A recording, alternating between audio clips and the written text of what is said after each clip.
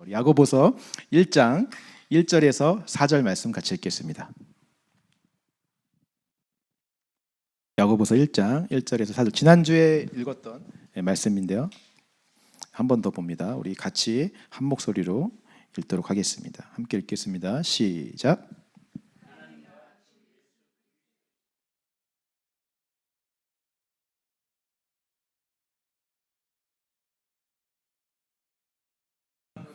온전히 기쁘게 여기라. 이는 너희 믿음의 시련이 인내를 만들어내는 줄 너희가 알미라. 인내를 온전히 이루라. 이는 너희로 온전하고 구비하여 조금도 부족함이 없게 하려 함이라. 아멘. 지난주에 말씀드린 것을요 좀 정리해 보면, 우리 야고보서를 누가 썼습니까? 예수님의 동생이었던 야고보가 썼습니다. 야고보는 어떤 사람이었죠? 보이지 않는 진리를 믿음으로 보게 된 자, 그러니까 믿음이 실상이 된 자가 바로 야고보였습니다. 생명을 그렇게 얻었기 때문에 생명을 가진 자의 삶도 보이지 않는 그 믿음을, 말씀을 우리 가운데 삶으로 실제로 나타내고 눈으로 보여지게 해야 된다라는 것들을 야고보가 강조하게 되죠. 두 번째로 누구에게 이 야고보서를 쓰고 있습니까? 흩어진 12지파, 예수님을 믿고 구원받았지만 로마의 박해로 인해서 뿔뿔이 흩어져 있는 자들을 위해서 이 책을 썼습니다. 이 사람들은요 복음을 전혀 모르는 자가 아니라 예수님을 믿고 생명을 가진 신자들이다라는 것을 말씀을 드렸습니다. 마지막으로요, 왜 썼습니까? 박해를 받으면서 그들이 당하는 여러 가지 시험에 대해서 이길 수 있는 어떤 실제적인 매뉴얼과 가이드라인을 제시하기 위해서, 알려주기 위해서 야고보서를 쓰고 있습니다. 여러 가지 주제들에 대한 어떤 삶의 지혜를 알려주고 있는 신약의 잠언과도 같은 책이 야고보서다라고 말씀을 드렸습니다. 여러분 다 기억이 나시죠? 오늘은요 지난주와 마찬가지로 똑같은 본문인데요, 야고보서가 물론 신자들을 대상으로 이 야고보서를 썼기 때문에 실천적인 약간 매뉴얼적인 성격을 야고보서가 띠고 있긴 하지만, 그렇다고 해서 정말 중요한 본질적인 이야기를 하지 않는 것은 아닙니다. 사실 야고보가 이야기하는 믿음과 삶이 일치하는 이 온전한 삶은 사람의 힘과 노력으로는 살 수 없기 때문에 그래요. 그렇기 때문에 야고보는요, 야고보서를 처음 시작하면서 이 매뉴얼대로 살아갈 수 있는 본질적인 그 힘에 대해서, 그 능력에 대해서 먼저 이야기를 합니다. 두 글자로요, 그 능력을 이야기하면 바로 인내라고 하는 힘입니다. 이 인내를 통해서 야고보가 말한 4절처럼 온전하게 되어지고 부족함이 되어진다라고 말하고 있어요. 다시 말하면 믿음과 삶이 일치하는 온전함을 인내를 통해서 이룰 수 있다라고 야고보가 이야기를 하는 것입니다. 오늘은요, 야고보가 말하는 이 인내가 무엇인지를 좀 생각해 보는 시간이 되었으면 좋겠습니다. 우리 2절 말씀을 다시 한번 읽어보겠습니다. 2절 시작. 온전히 기쁘게 여기라. 자, 지난주도 말씀을 드렸지만 흩어진 유대인들은요 여러 가지 시험을 당했습니다. 이 시험은 크게 두 종류로 나눌 수가 있습니다. 첫 번째는요, 외부에서 오는 시험이었어요. 이 예루살렘 교회는 로마라는 나라로부터 예수를 믿는다는 이유 하나로 엄청난 박해를 당했습니다. 가진 재산을 다 빼앗겼고요, 나라를 어지럽히는 자들이다라는 모함을 받고 부당한 대우를 받고 차별을 당하며 살았습니다. 네로 황제가 저질렀던 그 유명한 로마 방화 사건을 여러분 아실 것입니다. 이 사건도 기독교인들이 저지른 것이다 라며 누명을 쓰게 되었습니다. 붙잡혀서 고문을 당하고요, 사람들이 보는 앞에서 사자와 싸우다 죽기도 하고요, 산채로 불에 태워지기도 했습니다. 상상할 수 없는 고통과 시련을 당했어요. 이런 시험들은 모두 외부에서 오는 시험들입니다. 이런 시험들이 근본적으로 오게 되는 원인이 무엇일까요? 근본적인 원인은 죄 때문입니다. 하나님은 이 세상을 창조하실 때 완전하고 완벽하게 창조하셨어요. 하나님 보시기에 세상은 가장 좋았습니다. 그러나 죄가 들어오면서부터 세상이 파괴되고 변질되기 시작했습니다. 약육강식의 세계가 되어버렸고요, 힘을 가진 자가 약한 자들을 짓밟고 빼앗는 것이 당연한 세상이 되어버렸습니다. 나라와 나라, 민족과 민족, 종교도 마찬가지입니다. 힘이 있는 로마는 힘이 약한 이스라엘을 점령하고 자신들의 우상을 위해서 예수 믿는 자들을 얼마든지 박해하는 게 당연한 세상. 오늘날도 크게 다르지 않은 것 같아요. 우리는 살아가면서 이처럼 외부에서 오는 시험을 겪을 때가 있습니다. 부당함도 있죠. 힘이 없다는 이유로, 또 누군가는 힘을 가졌다는 이유로 차별하고요. 미국 사시면서 아시아권 소수민족으로서 우리가 받았던 차별이나 부담감이나 서름도 아마 다 있으셨을 것입니다. 그런 것들은 모두 다 하나님께서 만드신 것들이 아니잖아요. 죄로 인해서 타락한 세상에서 생겨난 것들이에요. 그것뿐만이 아닙니다. 타락한 세상, 이 사회의 구조, 이 시스템 안에 있는 것만으로도 우리가 받는 시험과 고난이 너무나 많아요. 갑자기 사업이 어려워진다든지, 병에 걸린다든지, 예상하지 못한 사고를 당한다든지, 이 타락한 세상에 우리가 살지 않았으면 겪지 않았을 수많은 일들을 우리는 이 땅에서 경험하며 살게 되는 것이죠. 이런 모든 것들을 다 외부에서 오는 시험이다라고 말할 수 있습니다. 두 번째는요, 내부에서 오는 시험이 있습니다. 역시 이것도 근본적인 원인은 다 우리의 죄 때문에 그래요. 우리 안에서 이 본질적인 죄가 끊임없이 튀어나와서 우리를 시험에 들게 합니다. 지난주 말씀드렸듯이 이 흩어진 유대인들이 돈을 벌기 위해서 애쓰면서 이제 힘을 갖게 되고요. 물질적으로 풍족해지자 사람들을 차별하기 시작했어요. 가난한 믿음의 형제들을 돌보지 않게 되었습니다. 서로 그거에 대해서 말로써 싸우고 공격하며 정죄하고 판단했어요. 이 죄악된 본질이 내가 주인 되어서 오로지 나의 만족과 나의 행복만을 위해서 살아가게 하는 거예요. 그 외의 것들은 다 짓밟고 무시하게 만드는 거죠. 철저하게 내가 주인 되어서 하나님의 자리에 앉아서 모든 것을 판단하며 나를 위한 삶을 살아가게 만드는 것입니다. 오늘 우리도 마찬가지인 것 같아요. 이번에 아이들이 멕시코 선교 갔을 때 있었던 일입니다. 아까 영상에서도 보았듯이요, 우리가 첫째 날 만난 이 멕시코 친구들은 그래도 좀 형편이 괜찮은 아이들이었어요. 오전에 이렇게 학교도 가고 셀폰도 심지어 있더라고요. 또 옷도 말끔하게 입었고, 다 보시다시피 학교 교복을 저렇게 다 입고 있습니다. 집도 있고 괜찮은 친구들이었어요. 근데 두 번째 방문했던 이 아이들은 굉장히 열악한 곳에서 사는 아이들이었습니다. 벌써 옷부터 다 해지고요. 제일 여러분들 보시는 그 왼쪽에 있는 친구가 저희가 온다고 가지고 있는 옷 중에서 가장 새 옷을 꺼내 입은 거예요. 예쁜 옷을. 근데 저 옷도 다 해지고 낡은 옷이에요. 1년은 다 안 빨고 그냥 입은 옷 같이 다 더럽고 누추했습니다. 아이들도 마찬가지였어요. 씻은 지가 언제인지 모를 만큼 굉장히 지저분한 모습을 보여주었습니다. 창고 같은 데서, 흙바닥에서 수십 가정이 함께 모여 살고 있었어요. 부모들은 다 일하러 나가고요. 아이들끼리만 그곳에 있었습니다. 학교는커녕 전혀 어른들에게 케어받지 못하고 있어요. 그냥 자기들끼리 지내고 있는 거죠.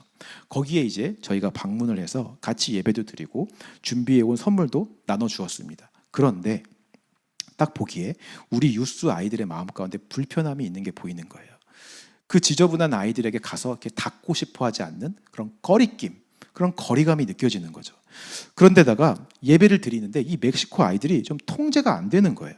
같이 가서 이제 통역해준 선교사님 자매가 있었는데, 이분은 거기를 이제 자주 방문하시는 분이었어요. 그러니까 아이들이 이 선교사님을 아니까 남자 아이들이 가서 공으로 계속 이 선교사님을 때리고 머리를 잡아당기고 굉장히 무례하게 행동을 하는 거죠. 우리가 예배를 드리는데도 찬양하는데 그 앞으로 막 공을 차면서 지나가고 계속 예배 분위기를 망치고 방해를 하는 것입니다. 그 모습을 보면 우리 아이들이 좀 화가 난 거예요. 표정이 너무 안 좋은 거예요, 우리 애들이. 나중에 이렇게 같이 손 잡고 이렇게 빙글빙글 돌면서 이제 찬양을 하는데, 제가 이왕이면 애들 사이사이에 들어가서 애들 손 잡고 찬양하라라고 하니까 싫다는 거예요. 이 애들 손 잡고 싶지 않다고. 자기들끼리 손 잡고 지금 이렇게 돌고 있는 거예요. 그래서 계속 표정과 행동으로 나 지금 화났어, 나 지금 불편해, 굉장히 기분 나빠, 이걸 애들이 계속 나타내고 있는 거죠. 거기서 계속 표출하고 있는 거예요. 나중에 선교사님이 이제 아이들과 함께 축구하려고 센터에서 들고 온 축구공이랑 축구 골대가 있었습니다. 이거를 이제 거기에 주고 오겠다고 하니까 애들이 또 화를 내는 거예요. 그걸 왜 주냐고. 이런 우리가 이렇게 잘해주는데 이런 고마움도 모르는 애들한테 우리가 줄 필요 없다고 막 애들이 막 도리어 화를 내는 거예요. 도저히 안 되겠다 싶어갖고 그 자리에서 애들을 다 불러 모았습니다. 아주 빠르게 설명을 했습니다. 자, 이 아이들은 지금 부모도 없이 자기들끼리라 아무런 케어도 받지 못하고 학교도 가지 못하고 있다. 이런 환경에서 아이들이 해야 되는 것, 하지 말아야 되는 것 제대로 가르쳐주는 사람이 없었다. 아이들은 지금 자기들이 하고 있는 게 나쁜 행동인지조차도 모르고 있다. 우리는 얘네들을 판단하러 온 것이 아니라, 옳고 그름을 가르쳐주러 온 것이 아니라 사랑하러 온 것이다. 선교사님이 그 사랑하는 마음으로 선교사님의 축구골대와 축구공을 주겠다는데 왜 너희들이 기준으로 판단해서 얘네들은 선물을 받을 자격이 없으니까 주면 안 된다라고 얘기를 하냐. 빠르게 제가 이야기했습니다. 굉장히 빠르게 이야기했어요. 아이들이 또 착해서 이 말을 듣고 수긍을 하고 또 이해를 하더라고요. 그래서 사역을 잘 마치고 돌아왔습니다. 매일 밤마다 함께 모여서 그날 하루를 정리하며 우리가 이야기를 나누었는데요. 아이들과 깊이 있는 이야기를 하는데 아이들이 참 생각하는 게 깊더라고요. 아주 마음속에 있는 이야기들을 다 하기 시작했어요. 여전히 이해가 안 된다라고 하는 거죠. 우리는 분명 걔네들을 도와주러 갔는데 왜 우리가 그런 취급을 받아야 되는지 모르겠다라고 이야기하는 거예요. 그들은 고마움도 모르고 오히려 우리를 배척하고 때리고 우리를 방해했다는 것이죠. 그런 아이들의 모습이 너무나 싫었고 그 아이들의 모습에 화가 났고요. 심지어 아이들 마음 가운데 그 아이들에게 복수하고 싶은 마음까지, 리벤지하고 싶은 마음까지 들었다고 고백을 하더라고요. 애들의 얘기를 다 듣고 제가 이렇게 말해 주었습니다. 충분히 그런 마음이 들 수 있다. 하지만 나는 오늘 그 아이들을 보면서 그 아이들이나 너희들이나 별로 다르지 않다라는 것을 느꼈다. 너희들도 오늘 페인트 칠하라고 내가 시켰는데 말 안 듣고 계속 장난치지 않았냐. 진짜 말 안 들었어요. 페인트 칠하라고 하니까 서로 손으로 페인트를 묻혀서 서로에게 막 묻히고 장난치고 바닥에 페인트 다 흘리고 선교사님한테 좀 미안할 정도로 오히려 도와주러 가는데 일을 더 만들고 온 것 같아갖고 너무 죄송했거든요. 그러니 제 입장에서는 말 안 듣기는 너희나 그 아이들이나 똑같다. 그런데 하나님도 마찬가지다. 하나님도 그 아이들과 우리를 똑같이 보신다. 예수님도 우리를 도와주러 왔고 구원하러 오셨고 살리러 왔고 사랑하러 오셨고 도움을 주러 오셨는데 우리 어떻게 했냐? 그 아이들처럼 예수님에게 돌 던지고 침 뱉고 배척하고 예수님의 사역을 방해하고 십자가에 못 박아 죽이기까지 하지 않았냐? 예수님은 우리에게 도움 주러 왔는데 왜 그런 취급을 당하셔야 됐냐? 왜 예수님은 그때 화도 내지 않고 잠잠하셨냐? 왜 예수님은 우리를 판단하지 않고 정죄하지 않으셨냐? 그 이유는 바로 오늘 너희들이 느낀 너희들 안에 있는 그 분노, 조금만 내 기준에 안 맞으면 틀렸다라고 판단해버리는 그 죄의 본질, 그거를 해결하시기 위해서 이 땅에 그런 취급을 받으시며 오신 것이다. 너희들의 그 죄를 사해 주시려고 십자가 지신 것이다. 사람들이 다 그렇게 배척했지만 그럼에도 불구하고 예수님은 자신의 모든 걸 다 부숴서 우리에게 주셨다. 자신의 생명, 자비, 사랑 다 우리에게 주시고 우리를 살리셨다. 오늘 선교사님이 너희는 왜 그 아이들에게 축구 골 때 공도 주냐고 화를 냈지만 선교사님과 그 통역하시는 여자 선교사님이 그 아이들에게 한 번이라도 화내는 모습, 정죄하는 모습을 보였냐? 오히려 축구 골대를 주고 사랑을 주고 그 매너 없는 아이들의 행동을 감싸주고 모든 걸 다 부숴서 흘려보내지 않았냐? 예수님이 하신 것처럼 그렇게 하신 것이다. 오늘 우리는 그 예수님의 사랑을 간접적으로 본 것이다 라고 얘기를 해주었어요. 그랬더니 아이들이 깊이 있게 이제 생각을 하더라고요. 아마 아이들은요 그동안 자신 안에 이런 죄의 본질이 있었다라는 것을 몰랐을 거예요. 이번 멕시코 선교의 시간이 아니었다면 자기 모습을 끝까지 못 보았을 것입니다. 계속 내 기준으로 조금만 나랑 다른 것들을 보면 판단하고 정죄했을 거예요. 나와 조금만 다르면 틀렸다고 얘기하고요. 내 기준에 조금만 벗어나면 틀렸다고 생각해. 자기 하는 걸 생각 못하고 내 기준에 애들이 나쁘게 행동하면 얘는 선물 받을 자격이 있어 없어 옳고 그름을 자기가 판단하고 있는 거예요. 하나님께서는 이 선교를 통해서 아이들 안에 있는 본질을 보여주셨어요. 그리고 그 본질을 처리하러 오신 분이 예수님이신 것도 알려주셨습니다. 이제 이것을 하나님 앞에 들고 나가서 처리하는 것은 아이들의 몫이지요. 저는 이 아이들이 충분히 그 몫을 멕시코에서 해내고 왔다고 믿습니다. 정말 그 짧은 4박 5일의 시간 동안 아이들이 굉장히 많이 성장했어요. 생각도 달라지고요. 깊이 있고 변화되는 모습들을 보여주었습니다. 어제도 이제 저희 집에서 아이들 수영하고 이제 뭐 밥 헤매기고 그랬는데요. 예전에는 아이들이 안 그랬는데 조금만 제가 뭐 하면 감사합니다. 계속 목사님 땡큐. 목사님 피곤하시지 않으세요? 막 저한테 피곤한 걸 한 번도 물어본 적이 없는 애들이 저희 때문에 피곤하지 않냐고 애들이 막 오히려 물어봐주고 신경 써주는 모습들도 볼 수 있습니다. 우리 아이들 많이 격려해 주시고 칭찬해 주시기를 부탁드립니다. 이런 내부에서 오는 순식간에 본질적으로 순간순간 튀어나오는 이런 죄의 본질, 욕심 때문에 우리는 시험을 당할 수 있다라고 하는 것이죠. 이 본질을 가진 사람들끼리 만나면 당연히 서로 판단하고 정죄하면서 싸우고 또 복수하게 되고 어려움을 겪는 것은 당연한 거예요. 외부에서 내부에서 오는 이 죄의 본질 때문에 이 모든 것의 근원은 바로 죄 때문에 우리가 이런 시험과 어려움을 겪는 것입니다. 이 죄로 인해서요 사람들은 다 고통과 아픔과 상처와 환난과 어려움을 겪게 돼요. 근데 야고보서는요 2절을 보니까요 이렇게 얘기합니다. 이런 아픔과 시험과 고통이 올 때 뭐라고 이야기하죠? 기쁘게 여기래요. 참 말이 안 되죠. 어떻게 시험과 고난이 기쁨이 될 수 있습니까? 당연하게도 시험 자체는 기쁨이 될 수가 없어요. 말이 안 되죠. 시험은 대부분 고통입니다. 기쁨과는 전혀 다른 성질의 것이에요. 근데 자세히 보시면요, 여기서 기쁘게 여기라라고 말을 하고 있어요. 여기라라는 헬라어 단어의 뜻은 뭐냐면 마음에 새겨라라는 뜻입니다. 시험이 올 때 기쁨도 함께 마음에 새겨 넣으라라고 얘기하시는 거예요. 고통과 슬픔도 당연히 있겠지만, 시험 때문에 아프겠지만, 힘들겠지만 거기에 기쁨도 함께 새겨 넣으라라고 말씀하시는 거예요. 여러분, 우리가 살다 보면 정말 감당할 수 없는 시험, 아까도 우리가 찬양했지만 버틸 수 없는, 견딜 수 없는 무거운 짐 때문에 고통과 슬픔을 겪을 때가 많습니다. 그 감정의 늪에 한번 빠지게 되면요, 낙심과 절망으로 들어가고요, 우울증에까지 이르게 돼요. 사람의 감정이란 게 그래요. 그런 상황에 어떻게 기쁨을 우리가 새겨 넣을 수 있겠습니까? 만약 야고보가 말하는 이 기쁨이 똑같이 우리 안에서, 감정에서 나오는 기쁨이라면 절대로 우리는 동시에 새겨 넣을 수가 없어요. 슬픔과 아픔이 있는데 우리의 감정에서 또 기쁨을 끄집어낼 수가 없는 것입니다. 그러나 야고보가 여기서 말하는 이 기쁨은 우리 안에서 나오는 것이 아니에요. 감정의 기쁨이 아니라 위에서부터 내려오는 하나님께서 주시는 기쁨임을 믿으시기 바랍니다.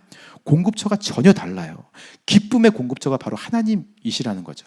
그리고 우리 안에 있는, 이미 있는 예수의 생명을 매개체로 인해서 그 기쁨을 생명을 통해서 우리 안에 흘려보내시고 새길 수 있게 해주신다라고 하는 것입니다.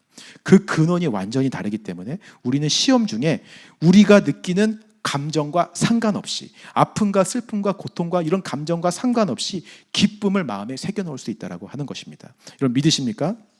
예전에 제가 교회에서 찬양 인도를 하는데요, 굉장히 신나고 빠른 찬양을 인도하고 있었어요. G코드 메들리, 여러분 다 아시죠? 오주여 나의 마음이 기뻐하며 함께, 계속 연결되는 이 빠른 찬양들을 막 박수치면서 신나게 하고 있었어요.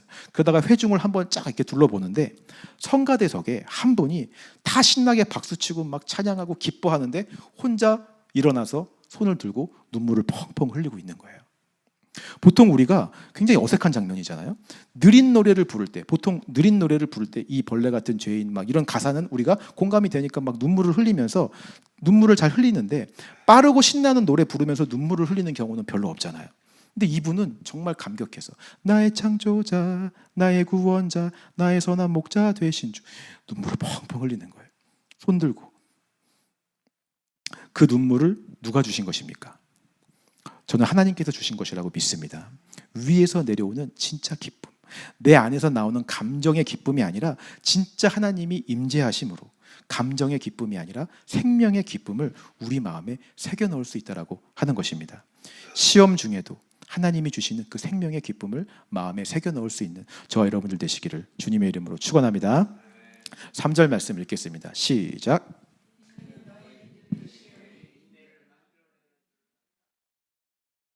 자, 그 기쁨이요, 우리 가운데 있으면 이제는 우리가 받는 이 시험이 힘들고 어려운 것이 아니라 믿음의 시련으로 바뀌게 돼요.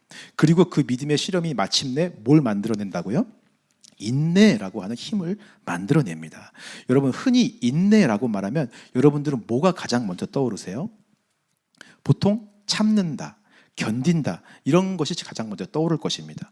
보통 우리가 뭔가를 하는 행위에 초점을 맞추기 때문에 이런 행동들이 가장 먼저 생각이 나죠. 인내는 내가 노력해서 참고 견디는 행위, 아무리 힘들어도 꾹 참고, 아무리 슬퍼도 입술 꾹 닫고 내 감정을 절제하고 조절하면서 참아내는, 버티는 행위, 이걸 우리가 인내라고 생각을 합니다. 그러나 성경이 말하는 인내는 좀 달라요. 내가 뭔가를 하는 행위가 아니라 어떤 사람이 현재 있는 상태, 그 사람의 태도, 성품을 뜻하는 것이 인내라는 것입니다. 자, 인내라는 단어가요, 헬라어로 두 단어의 합성어입니다. 하나는 아레, 후포라는 아레라는 단어이고요, 하나는 메노라고 하는 머무르다의 단어예요. 이 두 개가 합쳐져서 아래 머물러 있는 상태를 말하는 것이 바로 인내입니다. 계속해서 그 아래 머물러 있는 상태예요. 늘 머물러 있는 신실한 성품을 말하는 것입니다. 자, 그렇다면 어디에 머물러 있다는 것을 말하는 것일까요? 하나님의 주권 아래, 통치 아래 계속 머물러 있는 상태, 머물러 있는 성품, 그 신실함을 인내라고 성경은 이야기하는 것입니다. 즉, 인내라고 하는 것은 하나님의 주권과 통치를 인정하고요, 나는 그 밑에서 종으로서 그 아래 복종하며 계속 머물러 있는 상태를 말하는 거예요. 아파도 꾹 참고 눈물이 나고 너무 고통스러운데 입을 꾹 닫으면서 감정을 절제하며 난 참아야지, 견뎌야지. 그건 인내가 아닙니다. 여러분, 그럴 때는 충분히 참지 않으셔도 돼요. 눈물 흘리셔도 되고 고통스러워 하셔도 되고 아파하셔도 됩니다. 나 힘들다고 말하고 나 괴롭다고 해결해 달라고 부르짖을 수 있는 거예요. 참는 것이 아닙니다.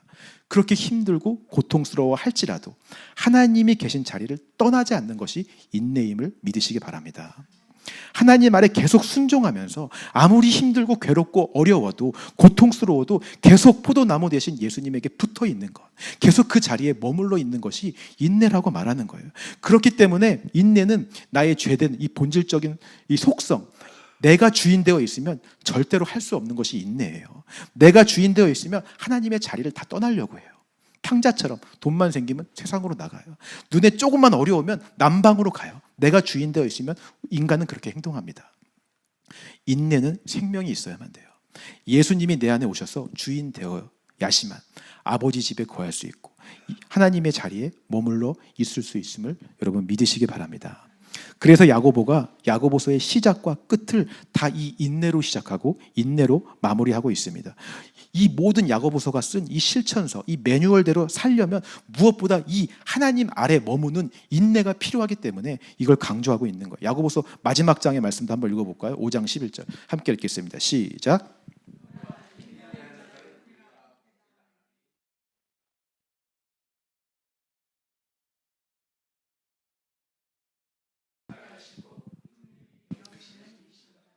야고보가 야고보서를 마치면서 이 이야기를 하는 거예요.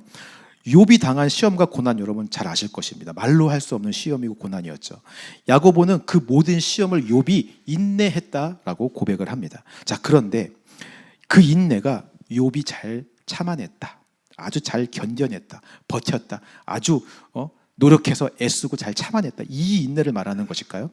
여러분, 욥기라는 책의 주제가 모든 시험을 꾹 참고 이겨낸 욥의 인내력과 지구력과 절제력을 강조하는 성경입니까?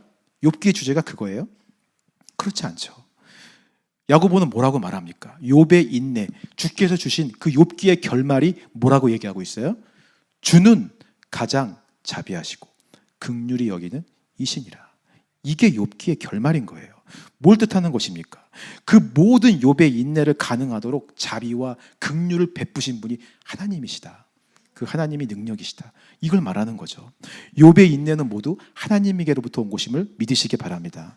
하나님께서 욥을 연단하시고 욥의 지경을 넓히시기 위해 시험을 허락하신 것이고 그 믿음의 연단을 통해 오늘 야고보가 말하는 그 인내를 욥 안에서 만들어낸 것입니다. 욥도 처음에는 선교 갔던 우리 아이들과 똑같았어요. 자신의 기준이 있었습니다. 여러분, 욥기를 보시면 아시겠지만 계속 친구들이 자기들의 기준으로 욥을 판단하며 정죄하며 막 싸우잖아요. 욥도 그들에게 욥의 기준으로 똑같이 논쟁하며 이게 옳다 그르다로 계속 맞섭니다. 하나님께 계속 자기 기준으로 따져 물어요. 나는 눈에 보이는 행위로 잘못한 것이 없는데, 나는 의로운 사람인데, 선한 일을 했는데 왜 내가 이런 고난을 당해야 됩니까? 자기의 기준으로 하나님께 따져 묻고 있어요.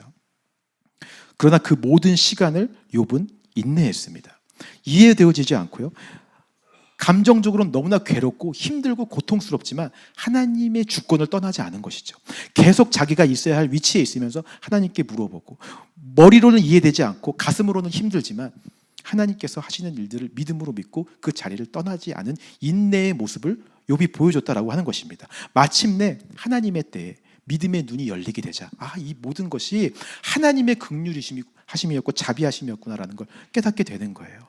하나님이 이 연약한 나의 인간의 기준의 틀을 깨고 더 큰 하나님의 기준과 더 위대하신 하나님을 더 알게 하시려고, 더 나에게 보여주시려고, 귀로 듣는 하나님이 아니라 눈으로 보는 하나님을 나에게 보여주시려고 나를 인내하게 하셨구나, 자비하심과 긍휼하심으로 나를 인도해 오셨구나 라는 것을 마침내 욥이 경험하게 되는 것입니다. 그렇게 욥은요, 이전보다 더 성장했고요, 성숙할 수 있었다라고 하는 거예요. 야고보는 오늘 이것을 4절 말씀에 이렇게 표현합니다. 함께 읽겠습니다. 시작. 온전히 이루라. 이는 너희로 온전하고 구비하여 조금도 부족함이 없게 하려 함이라.